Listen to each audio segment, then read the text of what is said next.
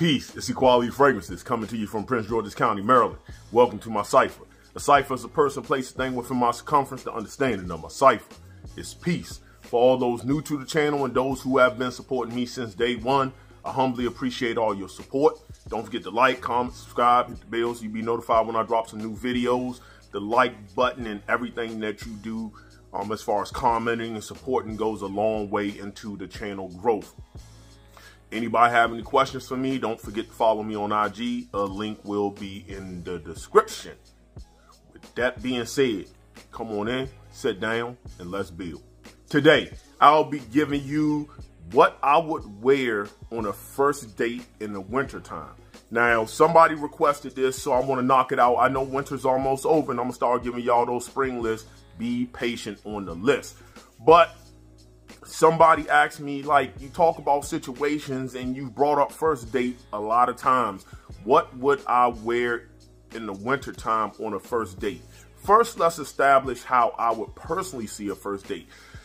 With a first date, first time I'm meeting a woman, first impressions is everything. I'm personally not wearing a gourmand fragrance. I'm gonna wear something sweet, but not too sweet. I want something with some masculine undertones. You know, I see I think all fragrances are unisex, but some masculine mood undertones. That would be your leathers, your woody faucets, your tobaccos, fragrances such as that nature. As long as the undertones are a little strong, have some strength to it, that's what I would probably wear. I wouldn't, at least me, wear something overly gourmand. I wouldn't wear something that's leans slightly feminine. Although I think there's a time and place to wear something like that. So with that being said, I'm going to give you 10 fragrances. I'm putting them in no order. These aren't ranked. These are 10 fragrances I would probably reach for in 2020-2021 winter on a first date. First up on my list of fragrances I'll be discussing is an oldie but goodie fragrance. If you're going to do a date night scent and you're talking designer fragrances, you have to put this on the list. I don't wear it as often, and I'm going to be honest, but it just works for what it does. That's from the house of YSL. That's La Nuit de l'Homme. This fragrance brought popular by Jeremy Fragrance, a reviewer. Cardamom heavy, aromatic lavender. It's a little spicy. It's woody. This just works. Longevity wise, you're only gonna get about 5.5 hours at least with this formulation I have of it. But on a date night, I'm only gonna spend about 4 hours anyway. So it's gonna do what it came to do. Highly complimented. I don't know a woman who says she doesn't like the smell of this, and that's what matters on a first date. You want something a little safe, something that's gonna work. It's sweet enough without being overly candy sweet. I like this fragrance. I like it a lot, although I don't wear it as much. That's from the house of YSL. That's La Nuit de l'Homme. Next fragrance on the list comes from the house of Nishane, and that's Fan Your Flames. The amount of compliments I have received on this fragrance that I didn't think I would get is absolutely crazy. That coconut accord is almost milky, very creamy. Then you have that beautiful rum. So it's like a nice coconut Caribbean rum when you blend them together. Mouth watering.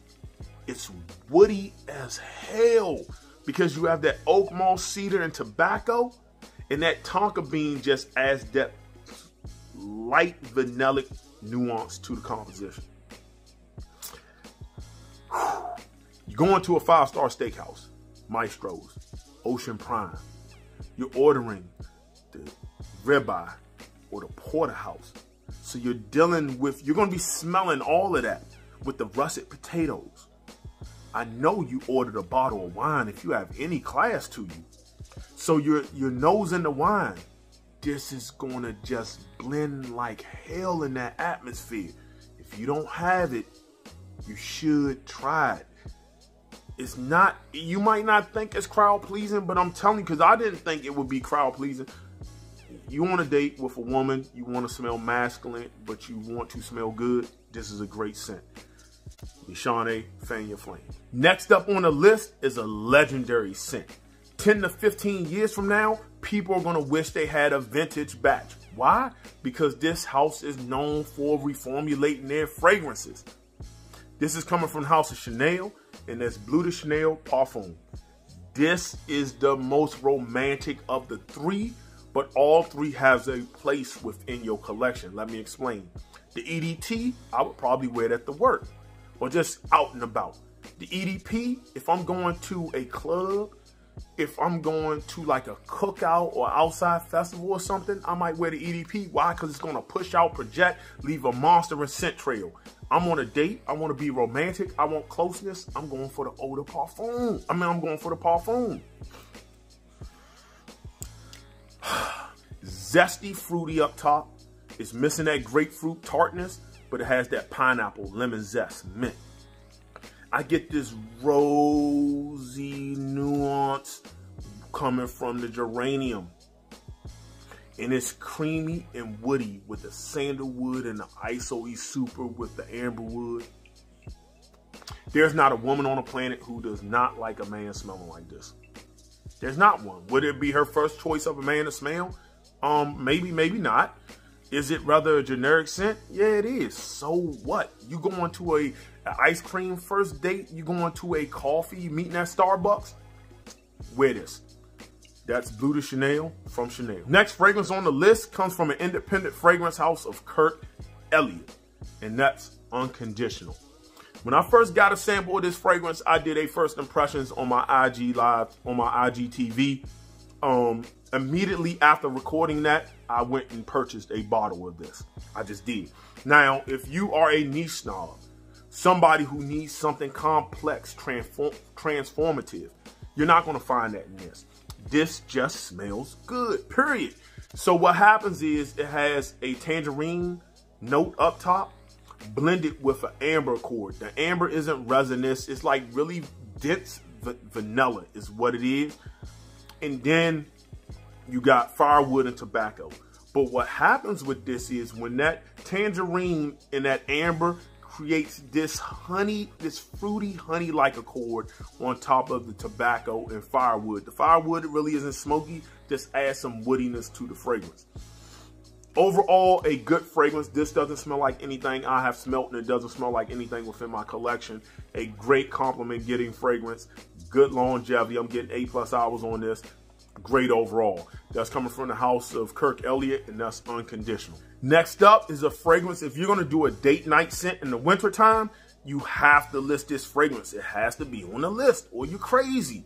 This is coming from the house of Dior, and this Dior Homme Parfum. Now, they have this bottle is hard to find, but they have 100 ml out there, I believe, on the Dior website. I haven't smelt it, but I heard it's the same formulation. Romantic, buttery, powdery iris, leather, rose, creamy, smooth, almost vanillic sandalwood, and there's this almost cacao nuance to the fragrance that also makes it romantic. This performs like a champ. Scent trail like a champ. I won't know if I want to call it beast mode per se, because I don't really consider this a room filler. I mean, I guess if you put 50 sprays, you will, but I don't know why you want to do that. Great fragrance, going to cut through. I don't care where you're going, what kind of date it is, it's going to cut through. You can dress this up. You can go casual, scarf, turtleneck. It's just an overall great fragrance. One you should try to get within your collection.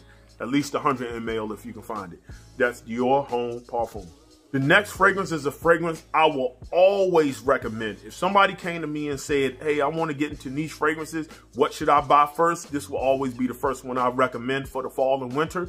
And this is coming from the house of Xerjoff, and that's Naxos. There is not a woman on the planet that does not like the way this smells. I don't think it's a man on the planet that does not like the way this smells. Oh man, is it unisex? Yeah, it can be unisex. This is honey done right. Now, to me, it's tobacco. Some people will call this honey tobacco. I call this a honey tonka scent. If I want to wear honey and tobacco, I will wear pure Havana because that's more honey tobacco to me. To me, this is honey tonka, aromatic up top with some tobacco that just supports the overall fragrance. Tobacco is there, you can smell it, but I'm getting that honey and creamy, almost nutty, vanillic tonka. Delicious fragrance. One could almost call this a gourmand. Great fragrance, great night out fragrance, scarf, casual, dressed up, dressed down, doesn't matter. This is going to perform. I don't care what environment you put it in. That's Xerjoff Naxos. This fragrance is one of the best affordable date fragrances you can ever purchase and put within your collection. It is one I will always recommend, and if you look at certain discounters, you might even be able to find a tester for around $40. That is coming from the house of Azzaro, and that's Wanted by Night. My goodness, this is sweet without being overly too sweet. It's masculine, it's aromatic, it's spicy, it's woody with the tobacco. I believe some cedar, you get leather, you get benzoin, you get vanilla. It's creamy, aromatic, and spicy. This just bangs and it performs like a champ. Great date night scent, but it's not like, this is the kind of scent if I'm going out with the guys and we just hanging out, but it's gonna be women around, I would wear this. If I'm going to a cigar bar, just hanging out, I would probably wear this. This is an intelligent reach fragrance. We don't do dumb reach fragrances over here because everything we do has intention. That is a sign of intelligence. We don't just randomly do stuff. Great intelligent reach fragrance. One to definitely have in your collection if you want just something you can easily grab and go. This is one. That's Azzaro Wanted by Night. Next fragrance on the list is a fragrance I just did a full review on. Check it out if you want to know my in-depth feelings on this. This is coming from one of my favorite niche houses. From the house of Mancera, that's Saharian Wind. This fragrance is easily moving up to almost the #2 spot in my favorite Mancera within my collection, or that I have ever smelt. Because I have some things that's in my collection. I have things that I smelt that I just don't want to add within my collection. Not because they're overall bad, but I just don't need it. It's redundant. This is what Stronger With You leather wanted to be. This is sweet, but not too sweet. It's spicy, woody, leathery. It's tobacco, leather, man. It's an Oriental fougere. So masculine, so sexy, so alluring. This is good. It performs just right. It's not a room filler, but it's that middle tier Mancera. If you want to know more about this fragrance, search it in YouTube. You will find, or go through my videos. I just recently posted a full review on this. Check it out and see if it's something that's going to fit for you. That's Saharian Wind from Mancera. Next up is a fragrance. If you're going to say date night fragrances, you have to put this on the list, or I can't really take your list that serious. I'm going to be honest.